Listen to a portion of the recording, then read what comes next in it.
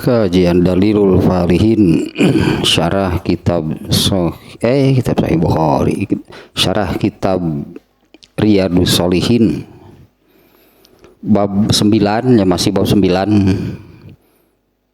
Panjang judulnya tapi intinya tentang tafakur, menafakuri atau jadinya intinya menggunakan, memanfaatkan dengan benar dan tepat anugerah akal. Itu sebetulnya intinya ya. Menggunakan, memanfaatkan dengan benar itu dan tepat anugerah akal. Kalau judulnya kan panjangnya, di sini kan nomor bab 9 ini menafakuri keagungan makhluk atau semua makhluk itu ya, ciptaan Allah, menafakuri bahwa dunia ini fana, ya tetap saja intinya ini itu betul berarti ya menggunakan, memanfaatkan anugerah akal dengan benar dan tepat. Nah, ini berkaitan dengan surat An-Nahl 78, ya, di mana di ayat tersebut kan ya, di bab apa nih ya, tentang bodoh, maksudnya di mana bodoh ini kan memang aslinya manusia bodoh. Yang berdasarkan ayat tersebut, yaitu yang maknanya kan ayat tersebut intinya Allah yang mengeluarkan kalian dari rahim ibu kalian dalam keadaan tidak tahu apapun, kosong, nol gitu ya, tidak punya pengetahuan apa-apa.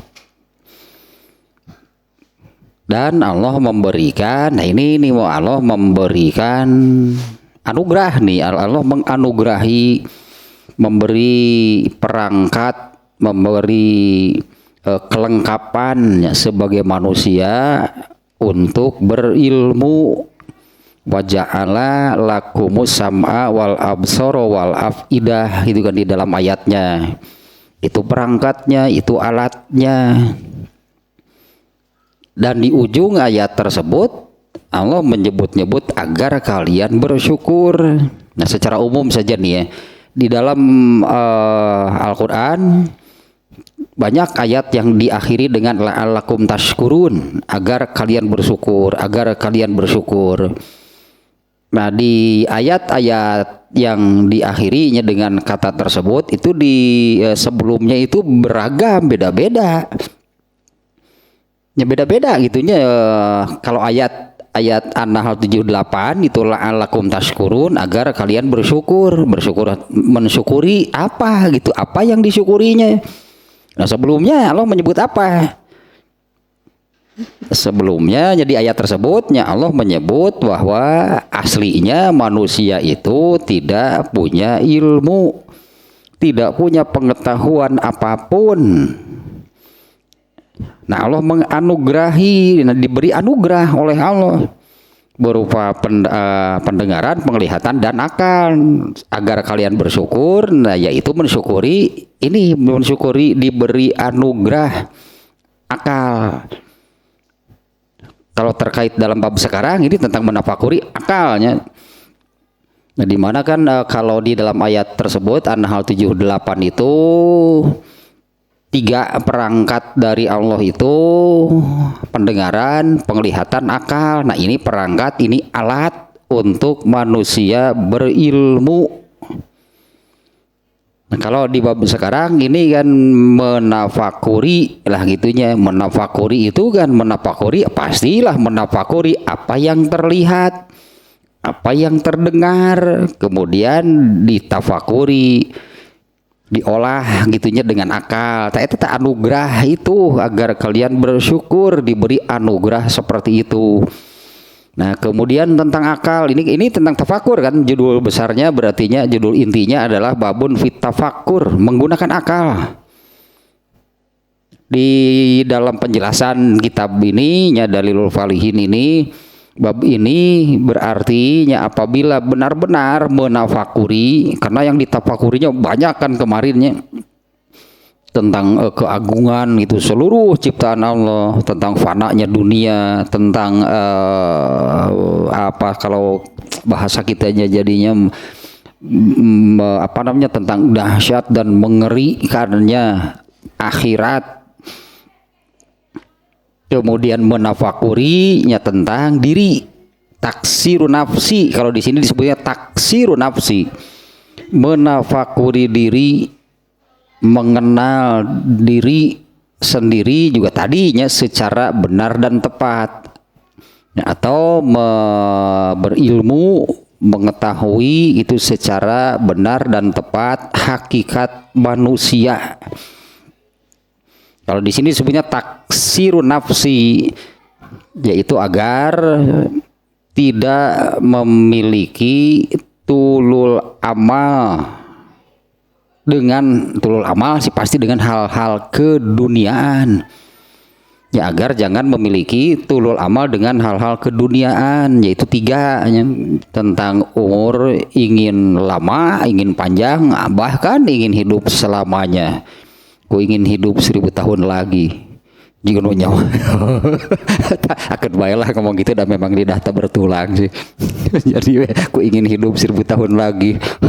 Jika nyawa umur sekian oge nu 80 kok mau lewati 100 kesar dipuheun hirup teh.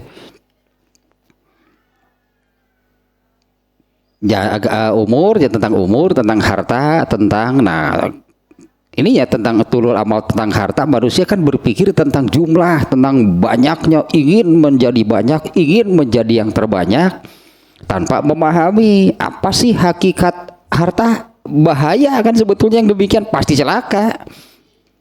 Karena yang berpikir itu tentang banyak, bahkan itu taat takasurnya, terus berlomba-lomba ingin menjadi yang terbanyak. Intinya menafakuri itunya yang demikian. Terkait dengan ayat, ternyata kan ayat itunya, ayat An-Nahl 78 tadinya menyebut ini akal, ini anugerah, kenikmatan, dan akal inilah yang menjadi keunggulan. Nah, dengan akal ini manusia ini apa namanya, akal gitu yang Allah anugerahkan kepada manusia, itulah yang menjadikan manusia itu makhluk terbaik, unggul gitulahnya dibandingkan dengan makhluk-makhluk yang lainnya. Nah, ini kalau tidak digunakan, tidak dimanfaatkan, jatuh manusia menjadi makhluk terburuk. Jatuh itu derajatnya ya, manusia menjadi makhluk terburuk. Kan Allah ayat An-Nahl 78 berartinya maksud gitu. Maksud Allah menganugerahkan kepada manusia pendengaran, penglihatan, akal itu untuk apa? Berilmu kan di situ kan, karena di awalnya Allah mengeluarkan kamu dari rahim ibu kamu itu dalam keadaan tidak tahu apa-apa. Allah beri perangkatnya, berilmulah gitulah. Eta tersirat perintah gitu di ayat itu, berilmulah nih perangkatnya. Terus ilmunya mana? Kan sudah Allah turunkan juga kan ilmunya. Nah, kalau tidak memanfaatkan, menggunakan kenikmatan, kan disebutnya baru kemarinnya berarti kufur. Kufur itu dosa besar. Peringkatnya kan kalau di kamari teh suratna geus poho deui wae atuh kamari teh anu ayat naon teh. Surat teh Al-Hujurat ayat 7 nya. Oh nya Al-Hujurat surat ke-49 ayat 7 kamari itu. Sul hifzi maklum. Jelek hafalan ampun aduh. Wah ayat teh podo di ayat lagi ieu mah ya ampun sigana mah ieu salah triman teh atuh candar ieu mah salah tri. Jadi kieu aduh. Kemarin ayat Al-Hujurat itu tentang Allahnya yang menjadikan kalian itu mencintai keimanan. Jadi jangan dikira anugerah lagi yang demikian. Allah yang menjadikan kalian itu benci terhadap 3 akannya kufur yang disebut paling dulu. Terutama kufur yang apa kufur i'tiqadinya itu Kak, itulah kemarin hanya demikian. Nah, itu anugerah, itu anugerah dari Allah. Dan kalau tidak mensyukuri itu kenikmatan, Allah menyebutnya kufur. Nah, mestinya kan benci terhadap kekufuran kan? Mestinya kan benci terhadap kekufuran, baik kufur i'tiqadi ataupun kufur amali. Baik kufurnya dalam arti kan kufur menjadi kafir, orang yang agamanya bukan Islam, ataupun kalau kufur amali orang Islam. Tapi kan kelakuannya demikian. Nah, yaitu ya kalau dalam hal mensyukuri nikmat, Allah menyebut kebalikan syukur nikmat itu kufur nikmat. Nah, kalau tidak mensyukuri nikmat tentang akal, terutamanya kaitan dengan bab sekarang, meskipun di ayatnya disebutnya 3 lagi, yaitu di surat Al-A'raf 179. Nah, itu yang tidak mensyukuri nikmat 3 anugerah tadi, tidak menggunakan. Ya, makanya di awal itunya sebetulnya jadi bab ini tentang menggunakan, memanfaatkan anugerah akal dengan benar dan tepat. Meskipun adapun yang disebut di sini kan tentang keagungan ciptaan Allah, tentang fananya dunia, tentang pokoknya semuanya. Artinya kan intinya bahwa menggunakan, memanfaatkan anugerah akal dengan benar dan tepat.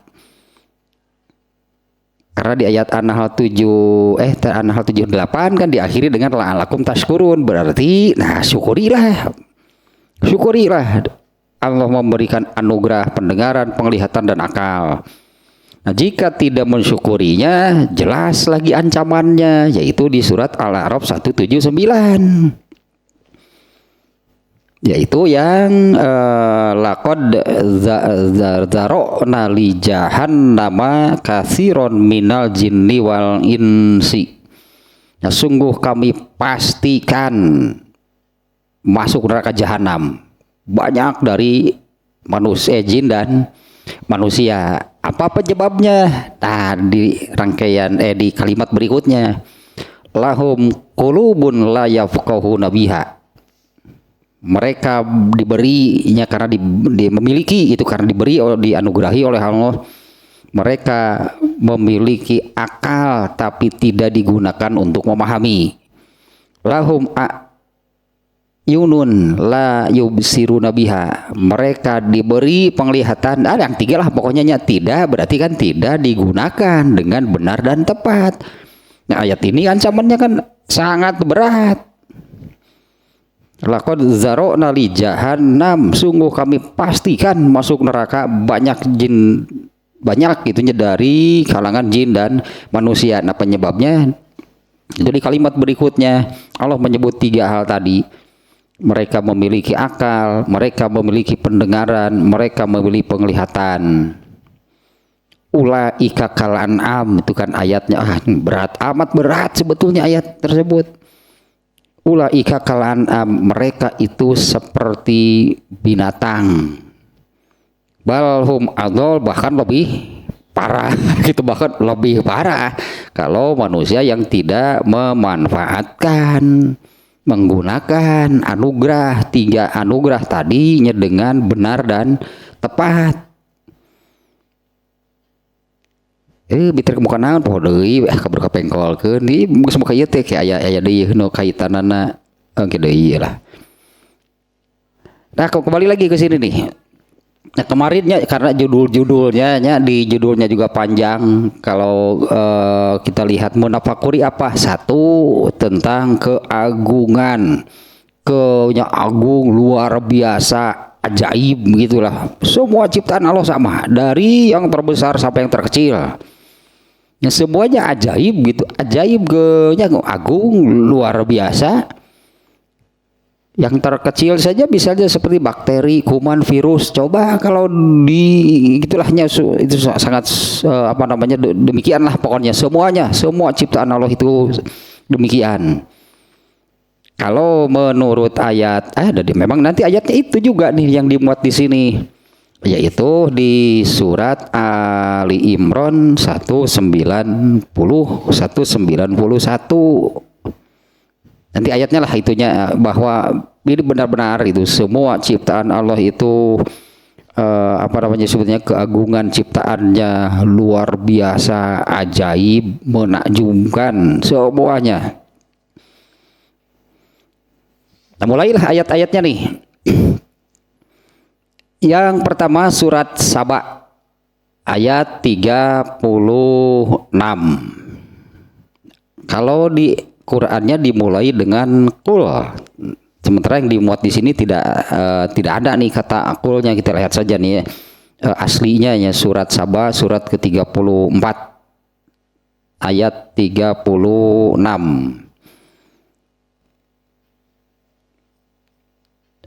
Sebentar nih, kalau nggak salah ini dari 35 di rangkaiannya ayat ininya, saya baca gitu ayatnya. Wa qalu nahnu aksaru amwalan wa aulada wa ma nahnu bi mu'azzabin. Qul surat Saba itu. Qul inna rabbi yabsutu rizqa. Nah jadi nu ieu ayatna atuh ieu teh. Qul innama a'izukum biwahidatin antaqumu lillahi masna wa furoda summa tatafakkaru. Nah kata itunya sebetulnya ya tatafakkaru. 46 atau bukan 36. Ya Allah bener ya, salah tri ya asli. Dengan tukang Surabi dia lah. Ayat 46 bukan 36. Qul innama a'izukum biwahidatin antaqumu lillahi masna wa sulasa summa tatafakaru ma bi sahibikum min jinnah in huwa illa nazirul lakum bayna yaday azabin syadid. Kata ini sebetulnya jadi yang ini eksplisit tatafakaru. Ini tatafakaru kalau dalam bahasa Arab ini fi'il amr, kata perintah. Artinya Allah nih yang memerintah tatafakkaru teh, mikir deh. Cek urang malikir sahirup teh. Rek kitu aya teh. Aduh ieu teh. Kitu aya teh. Katakanlah ini ayat 45-nya berartinya. Dan orang-orang yang sebelum mereka telah mendustakan para rasul. Sedang orang-orang kafir Makkah, ini terutamanya ayat ini turun berkaitan dengan orang-orang kafir Makkah. Sedangkan orang-orang kafir Makkah itu belum sampai menerima 1/10 dari apa yang telah kami berikan kepada orang-orang terdahulu. Ya, artinya orang-orang kafir Makkah itu baru sedikit mereka sudah menolak, mereka sudah mengingkari. Nah nanti kan di lanjutan ini ayat 45-nya ya, ayat 46-nya. Nah karena mereka tidak mau menggunakan akalnya, karena mereka tidak mau berpikir. Nah, kami orang-orang kafir Mekah belum sampai menerima 1/10 dari apa yang telah kami berikan kepada orang-orang terdahulu itu, namun mereka mendustakan para rasulku. Maka iya tah ujung ayatnya nih, maka lihatlah bagaimana dahsyatnya akibat dari kemurkaanku. Dari dulu karena Allah murkanya, Allah mengazab kaum terdahulu itu. Kenapa? Karena Allah murka. Murkanya karena nih disebutkan di sini, yaitu mereka mendustakan para rasulku. Maka lihatlah bagaimana dahsyatnya akibat kemurkaanku. Kan di setiap nabi kan demikian yang terjadi. Di generasi dulu, di zaman nabi-nabi yang dulu. Nah, Allah mengazab kaum nabi terdahulu dengan alasan yang sama, yaitu mereka mendustakan rasul yang diutus oleh Allah. Benar kan Allah menimpakan gitu azabnya akibat dahsyatnya akibat dari itu kemurkaannya. Nah ayat 66-nya, qul innama a'izukum biwahidatin, katakanlah oleh Muhammad, hanyalah aku ini menasehati kalian dengan satu hal. Ya, aku hendak memperingatkan kepadamu satu hal saja. Antaqumu lillahi masna wa furoda summa tatafakkaru. Nah kalau yang dimuat di kitab Riyadhus Shalihinnya dipotong sampai di sana sih ya. Ini kita lihat lengkapnya ini. Yaitu agar kalian mencari kebenaran karena Allah, berdua-dua atau sendiri-sendiri. Artinya mau sendiri mau berkelompok lah itunya. Carilah kebenaran itu karena Allah. Kemudian agar kamu, nah ini tatafakkaru, agar kamu memikirkan, menafakuri. Nah nanti di dalam kitab tafsir lahnya, di dalam kitab tafsir ini berbeda-beda. Apa sih yang Allah perintahkan? Tafakuri lah. Apa sih di ayat ini ya? Allah mau memerintahkan menafakuri tentang apa? Ada dua intinya, garis besarnya.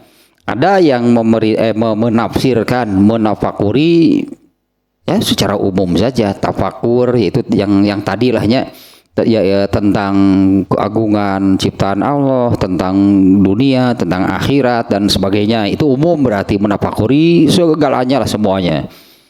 Nah, ada juga yang menafsirkan, menafakurinya di sini khusus tentang Rasulullah Sallallahu Alaihi Wasallam. Nah, lebih banyak yang itu sebetulnya, lebih banyaknya penulis tafsir itu menerjemahkan, memaknai Allah memerintah tafakkaru, berpikirlah, tafakurilah. Lebih banyak yang mengartikan, memaknai, menafakuri tentang Rasulullah SAW. Nah seperti lanjutan ayatnya, kawanmu itu tidak gila sedikit pun, dia tidak lain hanyalah seorang pemberi peringatan bagi kamu sebelum kalian itu benar-benar mendapatkan azab yang berat. Itunya ayatnya. Nah di sini pun ya, di dalam kitab Dalilul Falihin ini dimuat hal yang tadi.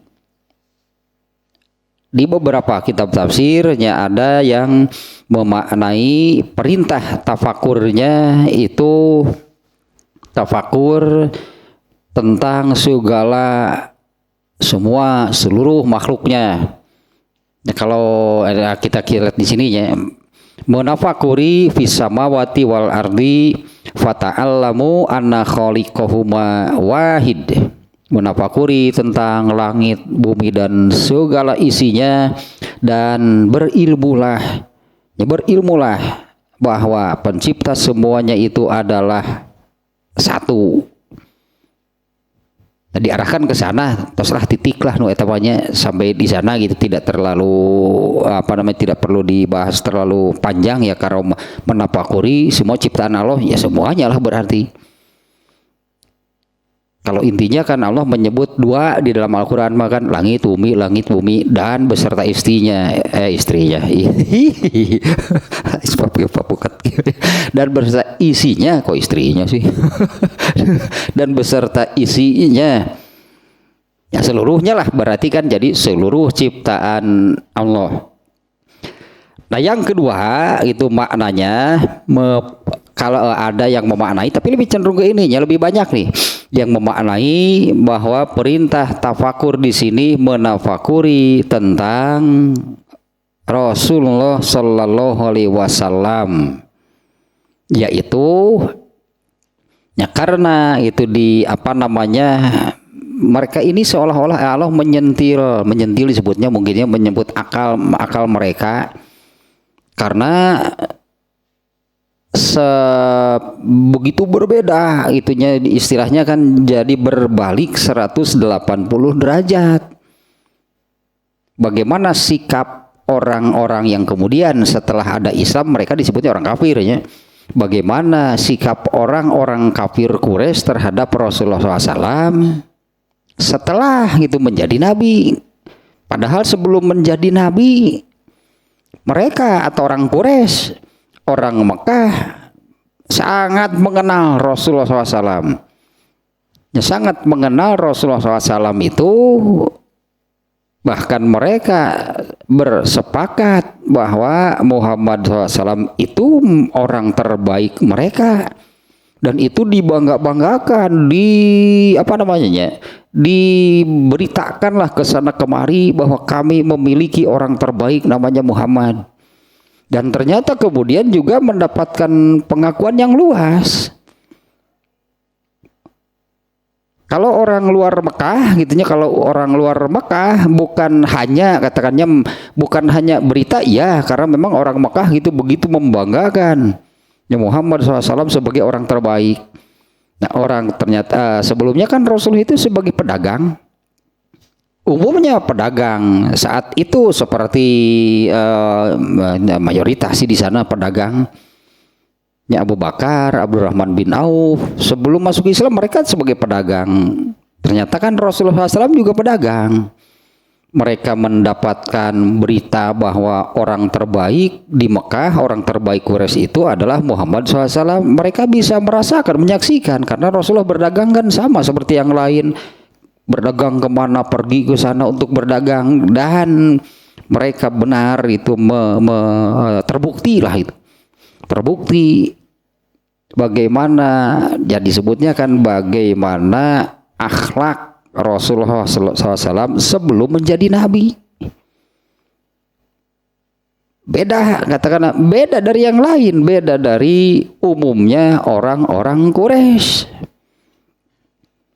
Soleh lah cek kayak gitu. Rasulullah SAW itu soleh tibu budak. Rasulullah SAW sudah soleh sejak anak-anaknya, apalagi kan mengalami hal ini waktu anak-anaknya kan, waktu dibelah dadanya, kemudian dibersihkan, dikuras isi hatinya, dan ada di dalam hadis itu ada satu bagian hitam itulahnya di hatinya itu yang dicabut itulah. Yang dicabut itu dari hati Rasulullah SAW, kemudian hatinya dipenuhi dengan iman dan hikmah. Nah, sejak kejadian itu pada diri Rasulullah SAW itu tidak ada kecenderungan kepada hal yang buruk. Itu sudah yang melakukannya malaikat Jibrilnya, yang membelah dadanya, menguras itu, dicuci sampai bersih, lalu ada bagian hati di dalam hatinya yang hitam itu dikeluarkan, diisi dengan iman dan hikmah. Ini dilakukan oleh malaikat Jibril pada waktu Rasulullah SAW masih anak-anak, balita, umurnya usia balita. Nah, sejak mengalami kejadian hal seperti itu, gitunya, semua orang mengenal Rasulullah SAW itu orang yang soleh, tidak ada kecenderungan kepada keburukan. Ya, teruslah berlangsung kan hingga remaja, hingga dewasa, hingga menjadi nabi. Nah, orang Mekah, orang-orang Quraisy sangat mengenal. Nah, kenapa mereka gitu tidak menafakuri hal tersebut? Setelah Rasulullah SAW memproklamirkan diri menjadi nabi, pembesarnya kan, terutama pembesarnya Abu Lahab, Abu Jahal, mereka berubah 180 derajat, berbalik arah, membenci, memusuhi, menjelek-jelekan, jadi orang terburuk Muhammad, itulah menurut mereka. Disebut disebutnya pendusta, bahkan disebut gila. Maka di ayat ini kan Allah hendaklah mereka gitunya memikirkan, menafakuri ma bi sahibikum min jinnah, dua itu taukidnya di ma bi sahibikum min jinnah, itu dua taukidnya, artinya penekanan dari Allah bahwa Rasulullah SAW itu benar-benar bukan orang gila. Nah, kan aneh, masa ada orang gila seperti itu. Sebetulnya kan masa ada orang gila seperti itu, karena saya kira orang gila dimanapun sama, turun lempang. Orang gila jalan-jalan nih kan seperti lempang. Orang gila, masa mereka mengatakan gila gitunya kepada Rasulullah SAW yang akhlaknya, katakanlahnya akhlak Rasulullah kan tidak berubah. Akhlak Rasulullah SAW ini kan soleh gitunya, sebutnya kan orang soleh, bahkan soleh sejak anak-anak. Setelah menjadi nabi apa berubah? Enggak, malah lebih baik, menjadi lebih baik. Tapi kan inilah yang disebarkan ke sana kemari itu oleh para pembesarnya Abu Lahab dan Abu Jahal. Muhammad itu dukun, Muhammad itu gila, pendusta dan sebagainya. Padahal dari penampilannya saja kan masa orang gila seperti itu. Tapi inilah yang disebarkannya oleh mereka. Abu Lahab melakukan demikian, dia punya alasan. Abu Jahal melakukan demikian juga punya alasan, dengan alasan yang berbeda lah itu ya. Nah intinya itu saja nih ya untuk ayat surat Saba. Kita mengambil redaksi ayatnya, yaitu kata summa tatafakkaru. Meskipun di ayat ini ada dua tadi sebetulnya kan, ada yang memaknai memerintahkan tafakur, memikirkan, menafakuri, tadilah intinya gunakan akal itu. Apakah khusus tentang Rasulullah SAW? Kalau bagi mereka hanya terutama bagi mereka orang-orang Quraisy, orang-orang kafir saat itu, kenapa mereka tidak menggunakan akalnya dengan benar? Atau perintah tafakur di sini bisa juga maknanya secara umum. Intinya Allah memerintahkan manusia untuk berpikir. Karena seperti yang tadi, itulah keunggulan manusia dibandingkan dengan makhluk yang lainnya. Oh iya tadi teh rek menggol poho deui ke belah mana jalanna. Ya ayatna ya. Orang yang tidak menggunakan akal gitu Allah menyebutnya diantaranya itulah makhluk hidup paling buruk. Dawab disebut lagi ke ayat mana ya tah ya contohna ya.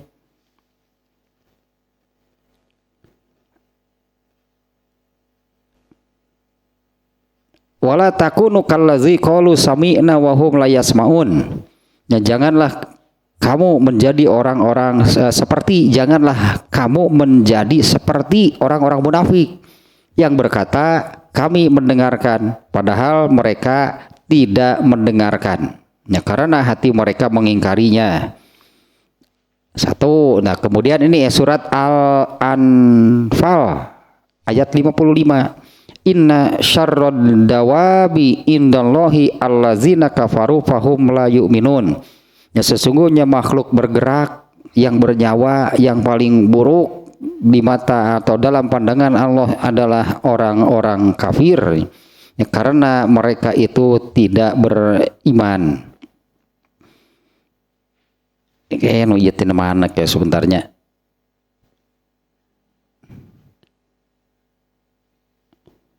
Tanatah karena hati akal gitu tadi tanya. No, kalau yang pertama tadi surat Al-Anfal ayat 21, janganlah kalian menjadi seperti orang-orang munafik. Mereka mengatakan kami mendengar, padahal gitu sebetulnya istilahnya terdengar sih, tapi istilahnya dalam bahasa kita itu kan masuk telinga kanan, keluar telinga kiri. Iya, terdengar gitu. Mereka mendengar apa yang disabdakan oleh Rasulullah. Tapi bagi mereka seperti itulah mungkin sebutannya. Masuk telinga kanan, keluar telinga kiri. Karena akal mereka, hati mereka yang menolak dan mengingkari. Mereka ini berarti tidak mau menafakuri. Kalau dari 3 anugerah tadinya yang disebutkan di surat An-Nahl 8, pendengaran, penglihatan, satu lagi kita sering menerjemahnya akal, hati lah yang. Jadi mereka itu melihat, iya mereka kan melihat bagaimana Rasulullah SAW, mereka mendengar gitu kan bagaimana Rasulullah SAW bersabda, berbicara. Tapi ini nih yang tidak digunakan etana hati akal mereka nih yang tadi ini. Nah Allah menyebut itulah mereka itulah itu seburuk-buruk makhluk. Kalau orang munafik dulu namanya juga munafik, itunya nifak, munafik, lain di bibir lain di hati, judulnya teh orang-orang munafik mah. Kami mendengar, itu kan mereka mengatakan demikiannya di ayat tadinya, janganlah kalian menjadi seperti orang munafik yang mengatakan kami mendengar, itu yang dikatakan itu disebut lain di bibir lain di hati itu. Ternyata kan bibirnya mengatakan kami mendengar, padahal mereka tidak mendengarkan karena hati mereka beda kan dengan apa yang ada di dalam hatinya. Ini karena ini tetap saja kalau kembali ke 3 anugerah tadi, mereka melihat Rasulullah SAW beramal gitulah, hanya seperti apa. Mereka mendengar Rasulullah bersabda apa, tapi ini hati mereka nih, yang hati atau akal mereka yang berarti anugerah ketiganya yang tidak digunakan, dimanfaatkan dengan benar. Nah, Allah menyebut mereka itu inna syarrad dawab, sesungguhnya makhluk bergerak. Dawab malah sering diartikan dawab, pada umumnya dawab sering diartikan binatang. Kalau di ayat ini dawab itu pokoknya makhluk hidup lah. Inna syarrad dawab, sesungguhnya makhluk hidup paling buruk di mata Allah itu adalah, nah kaitannya dengan yang tadi ini masih satu suratnya, surat Al-Anfal, yaitu orang-orang yang lebih jelas yang tadi sebetulnya di surat Al-A'raf 179. Mereka punya hati, punya akal, mereka punya pendengaran, mereka punya penglihatan, tapi tidak digunakan. Ulaika kal an'am, mereka seperti binatang, balhum adol, bahkan lebih parah gitu menurut ayat tersebutnya. Nah karena ini nih, karena tidak kalau kita kaitkan dengan ayat ini berarti karena ayat ini, di dalam ayat ini Allah memerintahkan summa tatafakkaru, berpikirlah, gunakan gitunya akal, gunakan anugerah akal itu dengan benar dan tepat.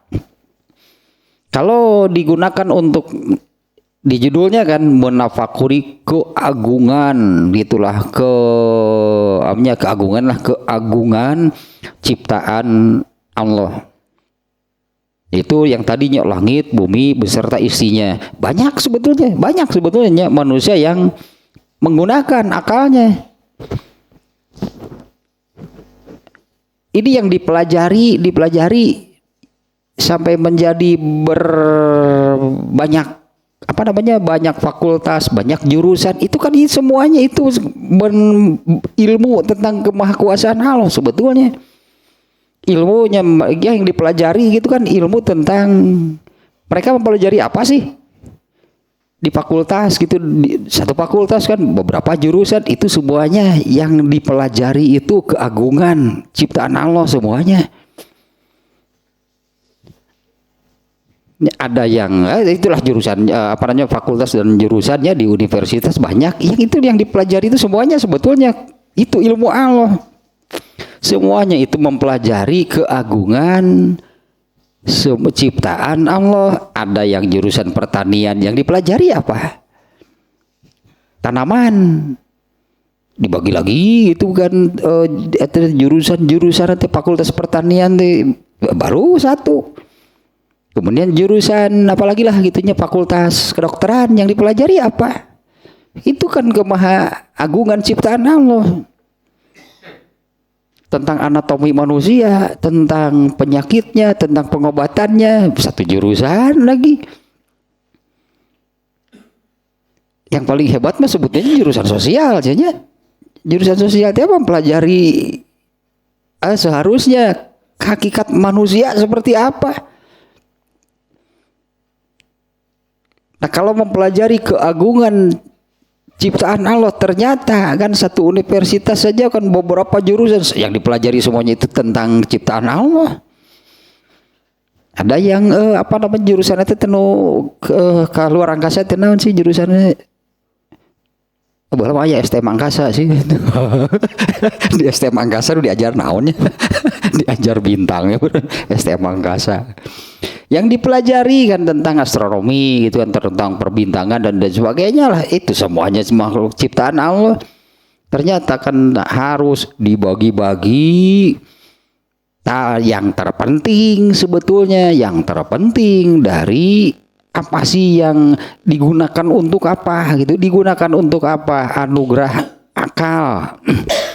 Makanya di judulnya kan keagungan ciptaan Allah, satu kan, keagungan ciptaan Allah.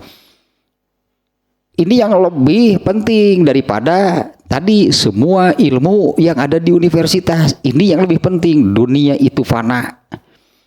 Bagaimana dahsyat dan mengerikannya akhirat. Nah, ini yang lebih penting untuk ditafakuri. Memang semuanya di judulnya ini yang disebut pertama adalah keagungan semua ciptaan Allah. Itu dipelajari, ditafakuri, katakanlah ditafakuri, dipelajari. Nah, kemudian harus sampai kepada hal ini, itu menafakurinya, bahwa dunia itu fana, bagaimana dahsyat dan mengerikannya neraka akhiratnya, bukan hanya neraka, itunya akhirat. Kemudian tentang aja ilmu sosial nama dia taksirun nafsi, jangan tulul amal gitu, jangan sampai menjadi manusia yang tulul amal, tentang tiga hal yang tadi.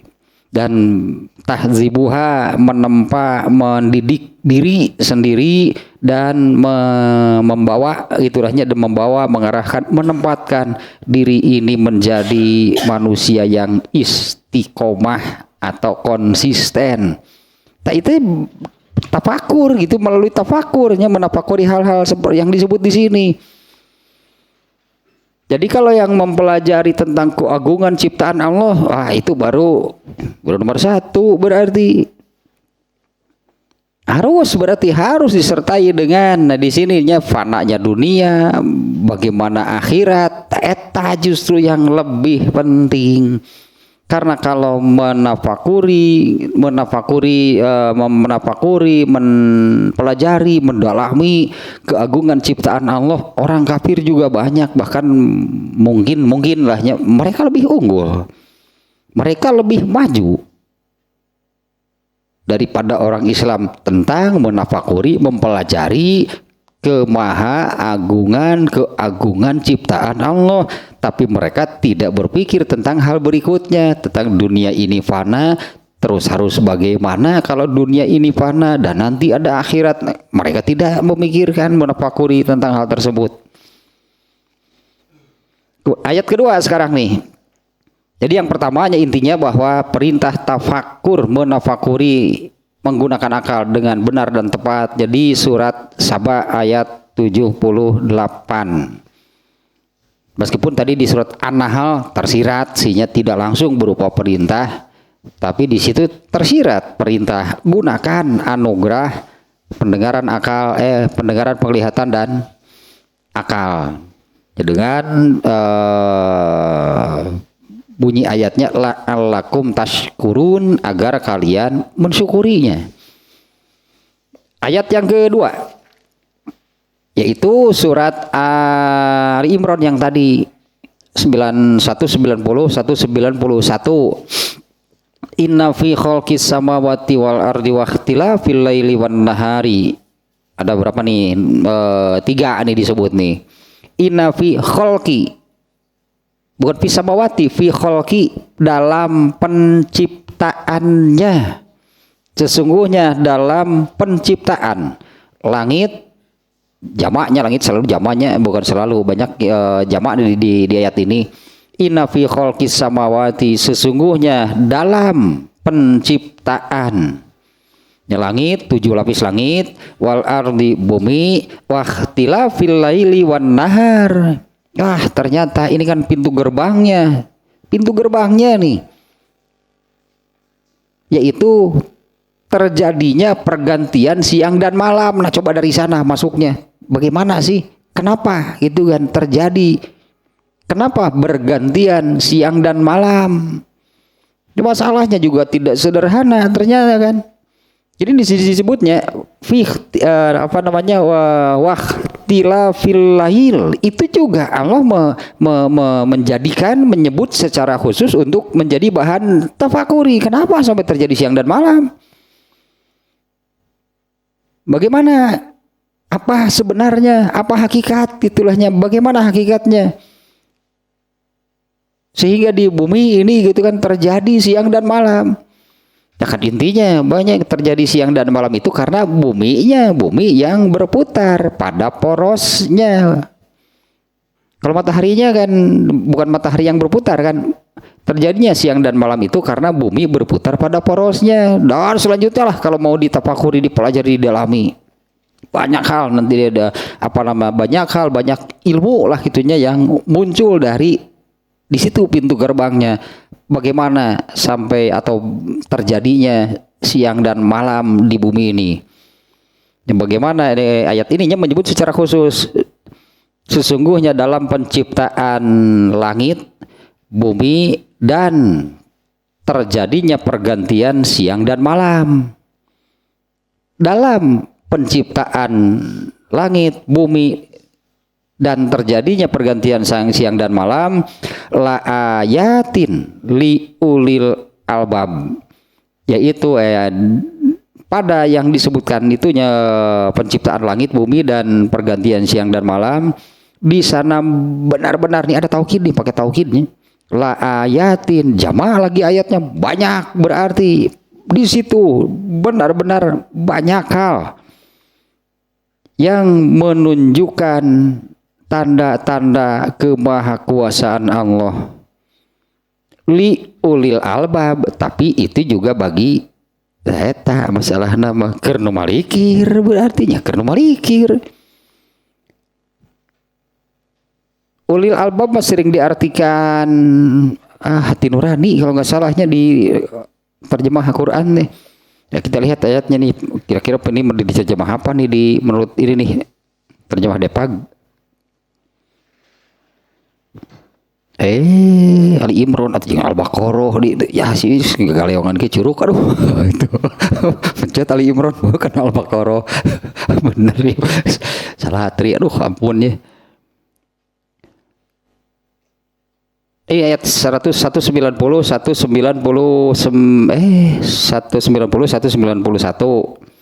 li ulil albab.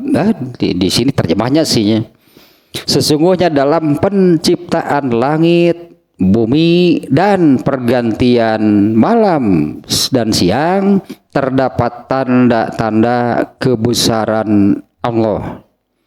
Bagi orang yang berakal disebut di sini, artinya kan dia menggunakan akalnya. Bagi orang yang berakal, emang ada gitu orang yang tidak berakal? Kalau sebutan bagi orang yang berakal, emang ada orang yang tidak berakal? Kan tadi akal itu anugerah dari Allah untuk semua manusia. Artinya bagi orang yang benar-benar menggunakan, memanfaatkan akalnya, berpikir berarti. Nah, pada sesungguhnya pada dalam penciptaan langit, bumi, dan pergantian siang dan malam terdapat tanda-tanda kebesaran Allah bagi orang yang berakal. Allazina yazkurunallaha qiyaman wa qu'udan wa 'ala junubihim wa yatafakkaruna. Dan ini ayatnya ya redaksinya juga menggunakan kata tafakur, yaitu allazina yazkurunallaha qiyaman wa qu'udan wa 'ala junubihim, yaitu orang-orang yang selalu mengingat Allah sambil berdiri, sambil duduk, ataupun berbaring. Artinya di semua keadaan tidak pernah lupa kepada Allah. Di sini kan disebut berdiri, duduk, berbaring, yaitu ya berarti semua keadaan manusia pasti berdiri. Kalau tidak berdiri, duduk. Kalau tidak duduk, berbaring. Artinya di semua kondisi, di semua keadaan, orang-orang yang selalu mengingat Allah di setiap keadaan. Nah, kemudian wa yatafakkaruna fi khalqis samawati wal ardh, dan menafakuri tentang penciptaan langit dan bumi. Rabbana ma khalaqta hadza batila. Kesimpulannya pasti akan seperti itu. Mereka mengatakan, Rabbana, wahai Tuhan kami, ma khalaqta hadza batila. Tidaklah engkau menciptakan semua ini dengan batil. Itu yang seringnya saya katakan, tidak ada yang salah. Apa yang Allah ciptakan itu tidak ada yang salah. Tidak ada, jangankan salahnya, tidak ada yang kurang. Tidak ada yang tidak sempurna. Semua ciptaan Allah itu sempurna. Semuanya itulah ciptaan Allah, itu disebutkan makanya di sini keagungan semua ciptaan Allah. Nah, orang-orang yang menggunakan akalnya dengan benar dan tepat lah itunya, di sini disebutkan orang yang seperti apa sih? Yang orang yang demikian, yaitu di ayat 191-nya, yaitu orang-orang yang selalu ingat Allah di segala kondisi, di semua keadaan, di segala situasi dan kondisi. Dan mereka mengatakan, Rabbana ma khalaqta hadza batila. Wahai Tuhan kami, tidaklah engkau menciptakan semua ini dengan batil. Ya Tuhan kami, tidaklah engkau menciptakan semua ini. Lalu di sini diterjemahnya sia-sia. Batil salah berarti. Kalau di kebalikannya berarti di surat At-Taghabun ayat 3. Surat At-Taghabun ayat 3. Khalaqas samawati wal ardo bil haq. Itu menciptakan itu bil haq. Khalaqas samawati wal ardo bil haq. Arti ini seringnya saya sebutkan arti al-haq itu adalah benar, yang sebenar-benarnya. Yang menciptakan langit dan bumi pun al-haq bagi Allah. Nah, di sini ini kebalikannya nih. Bukan kebalikannya, kata yang digunakan di ayat ini kebalikannya. Kalau di sini batil menyebutnya. Ma khalaqta hadza, tidaklah engkau ciptakan semua ini dengan batil. Nah, di surat At-Taghabun ayat 3, khalaqas samawati wal ardo, Allah menciptakan langit dan bumi itu bil haq, al-haq semuanya, artinya benar, tidak ada yang salah ciptaan Allah. Nah, bahkan lah gitunya disebutnya kan keterkaitan lah antara satu makhluk, satu ciptaan Allah dengan yang lainnya itu ada keterkaitannya dan semuanya sesuai, sejalan, tidak ada yang bertentangan. Nah, sehingga berjalanlah kehidupan seluruh makhluk yang Allah ciptakan ini dengan sempurna. Kalau misalnya ini contoh kecil.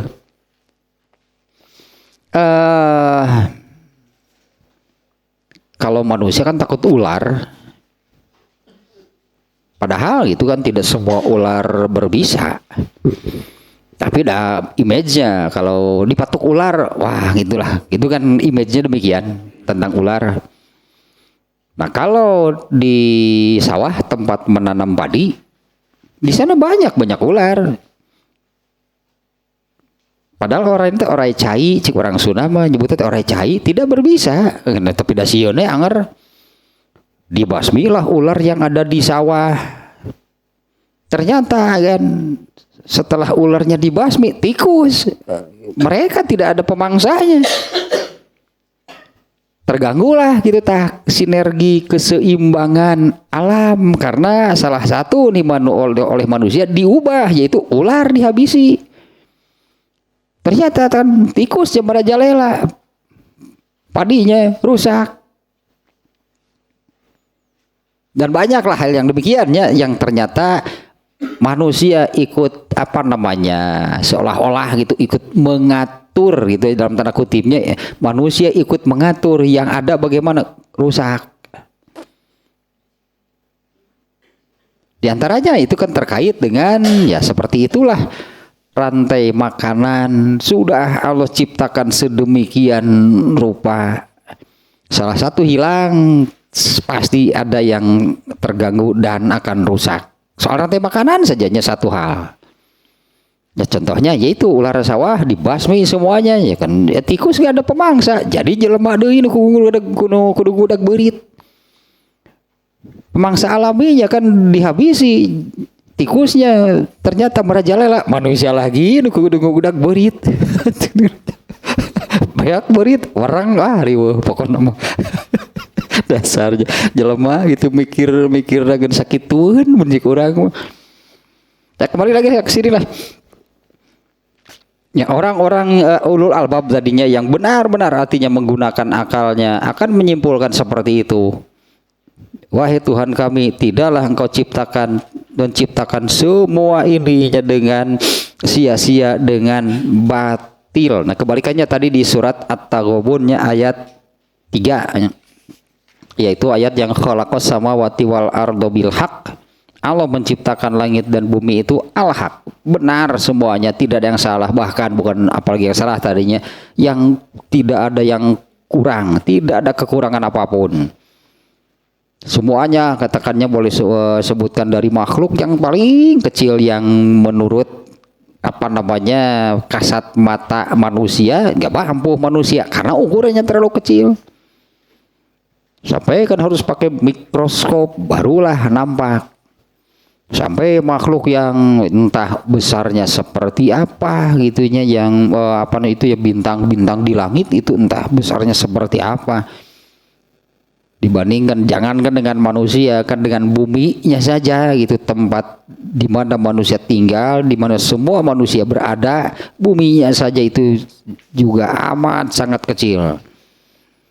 Dan semuanya inilah kesimpulannya di ayat ini, ma khalaqta hadza batila.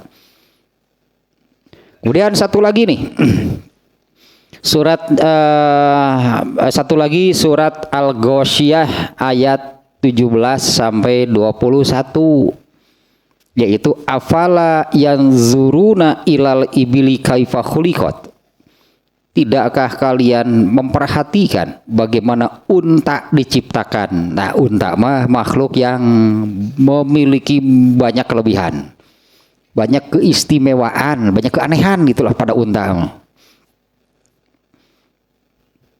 Nah, tidakkah kalian memperhatikan bagaimana unta diciptakan?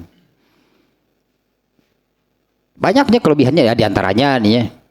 Diantaranya kalau di unta itu kan binatang khas padang pasir gitu ya. Unta itu kan binatang khas padang pasir di gurun. Makannya juga kan ya di gurun, mau di mana pohonnya beda dengan di hutan. Dan di gurun itu banyak pohon yang berduri. Nah, unta itu kalau makan batang pohon yang berduri seperti yang tidak ada durinya.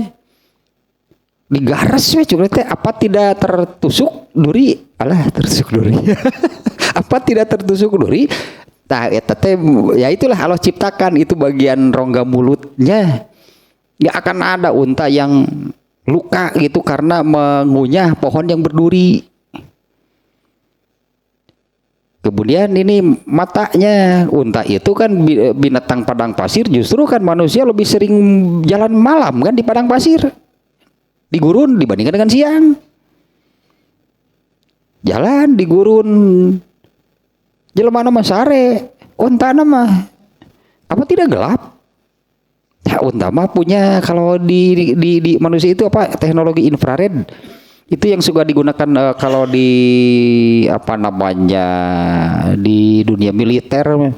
Jadi malam hari itu objek kan tetap terlihat seperti ada cahaya meskipun tidak sejelas siang. Nah, unta mah di matanya itu ada lensa infrared, apa sebutnya itunya infrared. Itulah diantaranya lah disebutnya unta secara khusus tuh, afala yanzuruna ilal ibili kaifa khuliqat. Kemudian unta bisa menyimpan persediaan air. Dan unta bisa mencium air dari jarak sekian kilometer. Kalau sudah mau minum gak bisa dihalangi, dihalangan, dilayak unta. Dia akan mencari, dia akan pergi menuju tempat air, minum sebanyak-banyaknya, dan airnya itu tetap bersih. Untanya disembelih, airnya di apa namanya toren sih bahaya toren unta mah disebut tempat air itu bersih bisa diminum oleh manusia. Ada khusus lah gitunya tempat air itu di dalamnya ada tong air itu diantaranya kelebihan unta itu. Makanya boleh disebut boleh dikatakan nih Allah menyebut secara khusus afala yanzuruna ilal ibili kaifa khuliqat. Tidakkah kalian perhatikan bagaimana unta diciptakan? Wa ilas samai kaifa rufi'at, dan tidakkah kalian memperhatikan bagaimana langit itu ditinggikan? Seberapa tinggi sih langit? Ada pokoknya jadi langit yang tinggi lah pokoknya mah. Bintang kecil sih ya teman di langit yang tinggi mah amat banyak menghias angkasa lah. Bagaimana langit diciptakan? Nah diantaranya kan nggak ada yang tahu sebetulnya berapa sih jarak antara bumi ke langit. Gimana ada yang tahu karena langitnya sendiri gaib. Kan langit tidak nampak. Ternyata kan langit itu benar gitu. Ada 7 lapis. Rasulullah pernah menerangkan karena karena juga di antaranya ya. Di antaranya Rasulullah kan pernah dibawa Isra Mi'raj. Rasulullah dibawa ke langit sampai ke langit pertama, ternyata ada pintunya. Ketika malaikat Jibril mau masuk ke langit pertama kan harus ketuk pintu dulu, dibuka. Ada penghuninya di sana. Di 7 lapis langit itu ya itulah hanya bagaimana langit ditinggikan seberapa tinggi. Jadi berapa sih jarak antara bumi ke langit yang terdekat saja. Kemarin itu hadisnya jarak dari bumi antara bumi itu dengan lapis langit terdekatnya, lapisan langit pertama kalau nggak salah itu 70.000 tahun, jadinya sejauh 70.000 tahun perjalanan dan setiap lapisannya sejarak sekian. Ada 7 lapis semuanya. Di atas 7 lapis langit itu ada samudra yang kedalamannya sama dengan jarak-jarak yang tadi. Sebesar apa alam raya ini? Wah, jelema teletik pisan pokoknya mah. Nah di sininya ayat kan global lah gitunya, hanya seperti ini saja. Tidakkah kalian perhatikan bagaimana langit ditinggikan? Wa ilal jibali kaifa nusibat, tidakkah kalian perhatikan bagaimana gunung itu ditancapkan? Kalau di ayat lain gunung itu sebagai rawasiya antamida bikum di surat Luqman ayat 9. Ya Allah mengadakan itu gunung itu tertancap dengan kuat gitu di bumi itu sebagai penyeimbang bumi. Nah di sini seperti ini Allah menggugah untuk menafakuri intinya. Tidakkah kalian pelajari lah mungkin? Tidakkah kalian pelajari? Tidakkah kalian pikirkan bagaimana gunung-gunung itu ditancapkan? Wa ilal ardi kaifa sutihat, dan bumi itu didiamkan oleh Allah. Nah sehingga kemarin teh surat An-Naba'nya alam naj'alil arda mihada. Bukankah kami telah menjadikan bumi itu diam, menjadi tempat yang enak gitu untuk ditinggali oleh manusia. Padahal kalau itu bagian punggung bumi, coba bagian perut bumi, bagian dalamnya bergejolak sebetulnya bagian dalam bumi. Pusatnya api, kemudian aliran airnya, kemudian pergerakan batuan-batuannya. Nah manusia yang ada di atas bumi, di punggung bumi bisa sare we ngunah. Eta alam naj'alil ardu mihada, Allah yang menjadikan demikian. Padahal bumi itu tidak diam, gunung juga tidak diam sebetulnya. Kalau di ayat lainnya, ayat apa tuh yang kalian mengira bahwa gunung itu diam, padahal sebetulnya gunung itu berlari, bahasanya berlari. Gunung itu selalu bergerak. Teteh batuan yang ada di bumi ini sebetulnya tidak berhenti bergerak. Wa fazakir innama anta mudzakir. Nah maka ingatkanlah, sesungguhnya engkau itu seorang yang diperintahkan oleh Allah untuk mengingatkan. Nah kemudian satu lagi surat Yusuf ayat 109. Afalam yasiru fil ardi fayanzuru, tidakkah kalian berjalan di bumi? Afalam yasiru fil ardi, artinya tidakkah kalian pergi kemana gitu. Oh iya, ayatna teh coba tadabbur alam atuh. Hayu atuh orang tadabbur alam. Afalam yasiru fil ardi, tidakkah kalian berpelesir, apa namanya, tidakkah kalian berjalan pergi kemana gitu di bumi? Fayanzuru, dan perhatikanlah.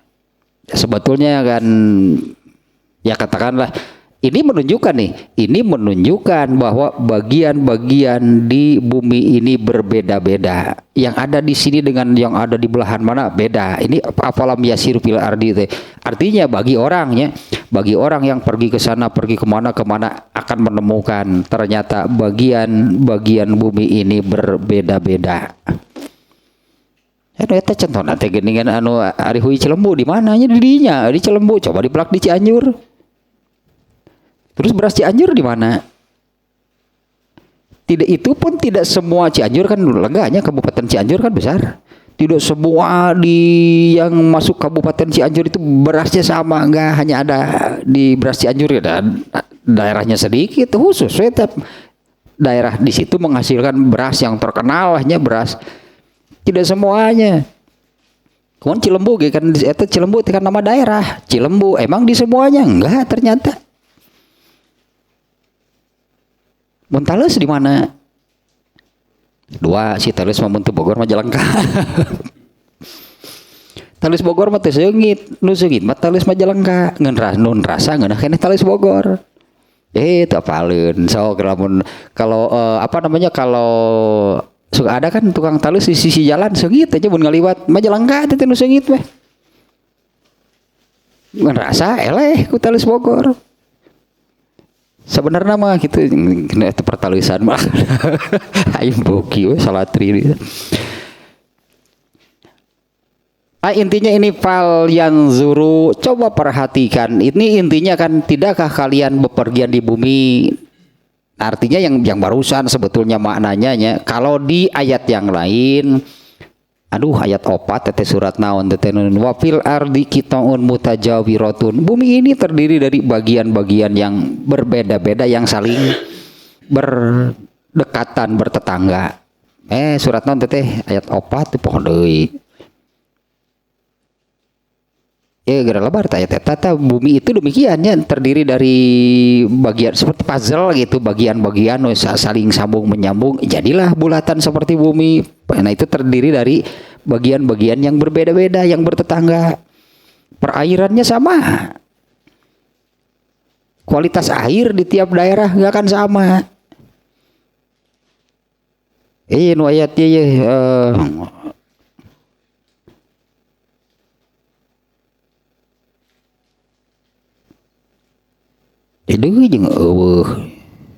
tidak ditemukan nu eta nu wafil ardi qita'un mutajawiratun, di bumi ini atau bumi inilah terdiri dari itunya bagian-bagian yang berbeda-beda, bahkan saling mutajawiratun, saling berdekatan, saling berdampingan, bertetangga. Beres berarti ini tentang menafakurinya, karena di kitab Riyadus Sholihinnya pun ya tidak mencantumkan hadis, hanya mencantumkan ayat-ayat barusan. Tapi untuk hadisnya wa minal ahadisi hal hadisus sabiku. Nah, adapun hadisnya ternyata cukup satu saja, yaitu al-kaisu mandana nafsahu wa amila lima ba'dal maut. Tanu malikir mah bakal gitu berarti. Al-kaisu orang yang cerdas. Kan tentang akal berartinya al-kaisu itu orang yang cerdas, orang yang pintar, orang yang jenius bahkan lah. Man dana nafsahu, yaitu orang yang mempersiapkan dirinya. Wa amila lima badal maut, itu kan hadis lengkapnya demikiannya ayat ini. Nah hadisnya satu ternyata yang dicantumkan yaitu tentang al-kais. Seperti apa sih orang yang cerdas, orang yang pintar, berarti nah itu kan orang cerdas, orang pintar dalam hal ini yang betul-betul itu yang tadi memanfaatkan anugerah akal, yang Allah berikan untuk menafakuri tadi kalau di judulnya banyak hal ternyata yang harus ditafakuri, terutama kalau untuk manusia bukan hanya tentang keagungan ciptaan Allah, itu sebutlah duniawi, harusnya sampai kepada menafakuri bahwa dunia itu fana, bagaimana dahsyat dan mengerikannya akhirat. Nah, sampai kepada menempa, mendidik diri sendiri itu agar menjadi manusia yang istiqomah. Nah, harus sampai ke sana, dengan akalnya itu digunakan untuk sampai ke sana. Nah, ditutuplah itunya di sini di dalam Riyadhus Shalihinnya itu hadisnya itu hanya satu, al-kaisu man dana nafsahu. Orang yang cerdas, orang yang pintar, orang berakal, itu orang yang menggunakan akalnya adalah orang yang man dana nafsahu, mempersiapkan dirinya. Mempersiapkan diri, menempa diri, artinya mengoreksi dirinya untuk selalu, untuk teruslah itunya menjadi manusia yang lebih baik lagi, lebih baik lagi, lebih baik lagi, dan tidak berhenti beramal. Kalau hadisnya gitu kan, wa amila lima badal maut, dan tidak berhenti beramal untuk hidup setelah matinya. Dan sebaliknya kan di redaksinya kan hadis itu kebalikannya, wal ajizu, orang yang lemah akal, orang yang al ajizu, orang yang ahmak, bahkan itu orang yang tidak mau berpikir, tidak menggunakan akalnya, yaitu yang manittaba'a hawahu wa yatamanna 'ala Allah. Orang yang hidupnya itu mengikuti hawa nafsu, tidak pakai akal. Wa yatamanna 'ala Allah, tapi berharap kepada Allah, dan harapannya dikasebaleun nih, yaitu harapannya itu intinya dibebaskan dari neraka dan dimasukkan ke surga. Nah, sementara harapannya berharap kepada Allah, keinginannya seperti itu. Ahmak itu namanya, itu orang yang dungu. Tausah beres tak berartinya bab ke-9. Ini bab 10 nanti seru nih. Seru bab 10 teh babun fil mubadaroti ilal khairat. Bab berlomba-lomba dalam beramal soleh. Kan ada ayat dan hadisnya. Sebenarnya gitu hadisnya gitu lumayan tuh. Hadisnya ada 8. Ayat dan hadisnya nanti ada 8. Al-mubadaratu fil khairatnya itu intinya demikianlah, berlomba-lomba, bersegera sihnya, bukan berlomba-lomba sih betulnya, bersegera artinya jangan ditunda-tunda, jangan di engke-engke, bersegeranya ada berlomba-lombalah dalam hal al khairat, dalam beramal soleh.